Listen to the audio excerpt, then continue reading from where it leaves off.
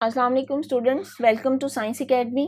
आज हम यूनिट 4 पढ़ेंगे जो कि है बायोटेक्नोलॉजी। पहले तो हम समझते हैं कि बायोटेक्नोलॉजी है क्या है। बायोटेक्नोलॉजी वो प्रोसीजर है या वो प्रोसेस या वो तरीका है जिसमें लिविंग ऑर्गेनिजम्स या माइक्रो ऑर्गेनिजम्स को यूज़ किया जाता है ऐसी प्रोडक्ट बनाने के लिए जो कि ह्यूमन के लिए फ़ायदेमंद हो। इसकी सिंपलेस्ट एग्जाम्पल जैसे दही बनता है, दूध से दही बनेगा। दही बनने के अमल में बैक्टीरिया उसके ऊपर अमल करते हैं और दूध को दही में कन्वर्ट कर देते हैं। तो यहाँ पे बैक्टीरिया एक लिविंग ऑर्गेनिज्म या माइक्रो ऑर्गेनिज्म है जो हमारे लिए दही बना रहा है। दूसरी एग्जांपल देखें, बेकरी आइटम्स हैं जिसमें चीज़, ब्रेड, केक, ये सब की सब चीज़ें जिसमें माइक्रो ऑर्गेनिजम्स या बैक्टीरिया या यीस्ट वगैरह यूज़ हो रहे हैं, उनको बेनिफिशियल प्रोडक्ट्स में कन्वर्ट कर रहे हैं। आते हैं बायोटेक्नोलॉजी की डेफिनेशन की तरफ।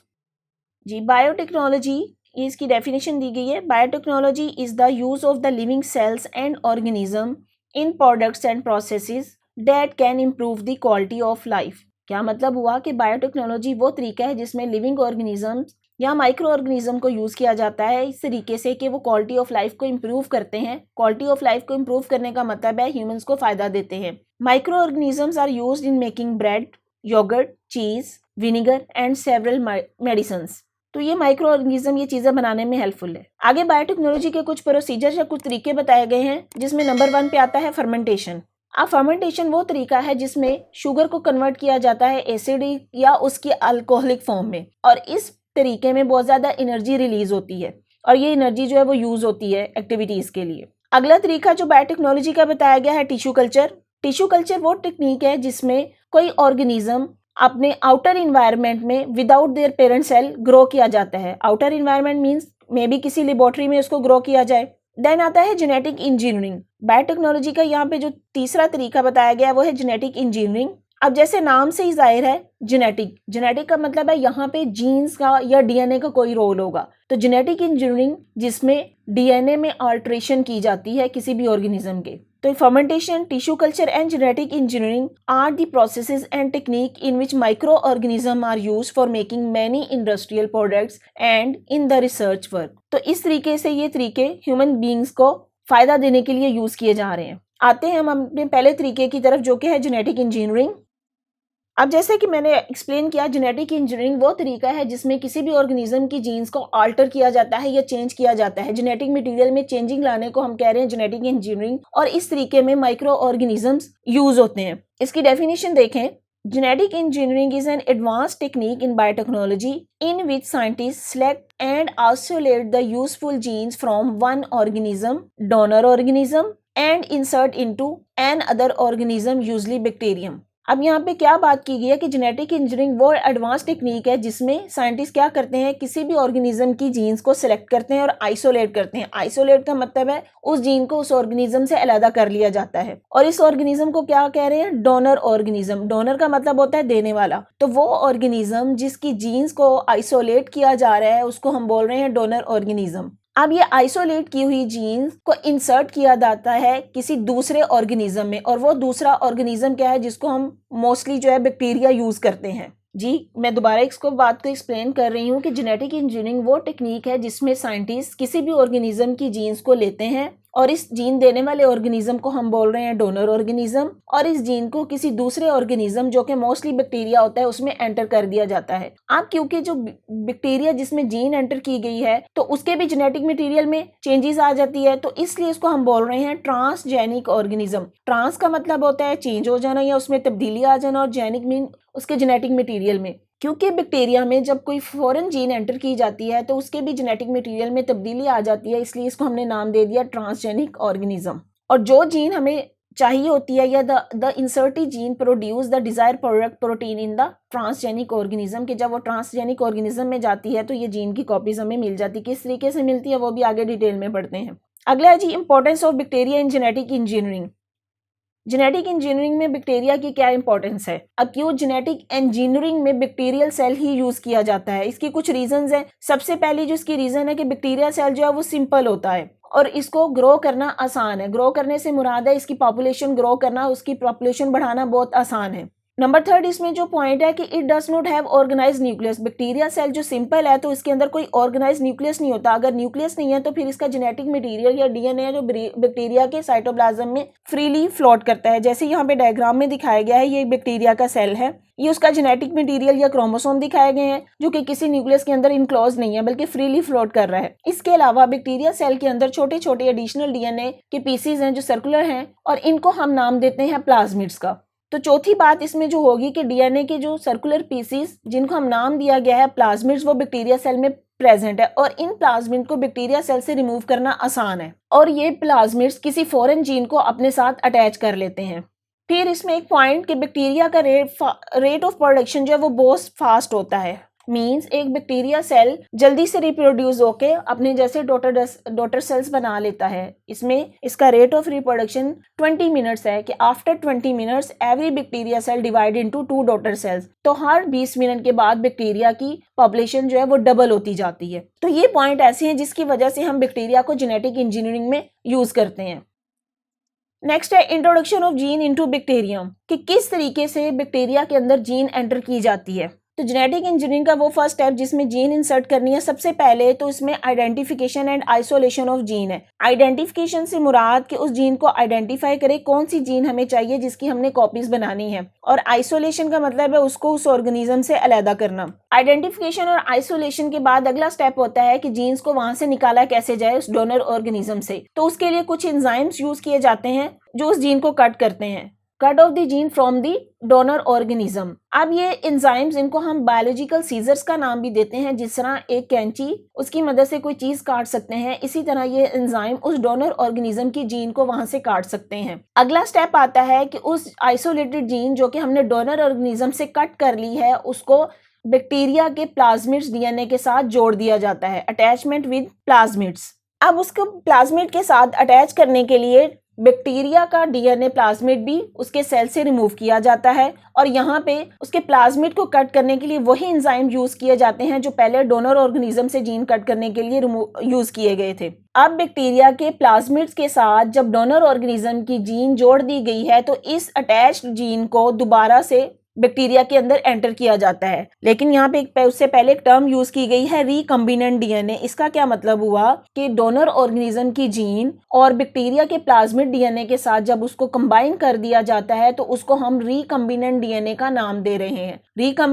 रिकम्बाइन करना मतलब उसका दोबारा आके मिल जाना, और क्योंकि वो डीएनए का मिलना है इसलिए इसको हम बोल रहे हैं रिकम्बिनेंट डीएनए। अब इस रिकम्बिनेंट डीएनए को दोबारा से बैक्टीरिया सेल के अंदर एंटर कर दिया जाता है, inserted back into same type of bacterium. अब ये बैक्टीरियम जिसके अंदर रिकम्बिनेंट डीएनए एंटर किया गया है इसको नाम दिया जा रहा है ट्रांसजेनिक बैक्टीरियम। ट्रांसजेनिक से क्या मुराद कि जिसमें जेनेटिक मटेरियल में तब्दीली आ गई। जी, इसको सिंपल वर्ड में जो है वो जेनेटिकली मॉडिफाइड बैक्टीरियम भी बोलते हैं या ट्रांसजेनिक बैक्टीरियम भी।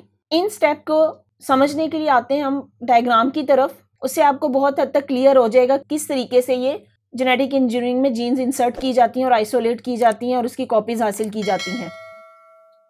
जी, ये एक सेल दिखाया गया जिसको डोनर सेल बना है। डोनर सेल मीन वो सेल जिसकी हमें जीन्स चाहिए। तो पहला स्टेप जैसे था identification and isolation of the gene from the donor cell, तो यहाँ पे उसकी जीन्स यहाँ पे कट कर ली गई है, एंजाइम्स की मदद से कट की गई है। इसी तरह यहाँ पे बैक्टीरियल सेल का प्लाज्मिड निकाला, उसके प्लाज्मिड को भी एंजाइम की मदद से कट कर लिया गया। अब यहाँ पे देखें जो डोनर सेल की जीन है उसको रेड कलर से शो किया गया है और बैक्टीरिया के डीएनए को ब्लू कलर से शो किया गया है। इन दोनों को आपस में फिर मिला दिया जाता है जिसको हमने नाम दिया था रिकम्बिनेंट डीएनए। इस रिकम्बिनेंट डीएनए को दोबारा बैक्टीरिया सेल में एंटर कर दिया गया। अब ये बैक्टीरिया सेल, इसको हम बोल रहे हैं जेनेटिकली मॉडिफाइड बैक्टीरियम या ट्रांसजेनिक बैक्टीरियम सेल।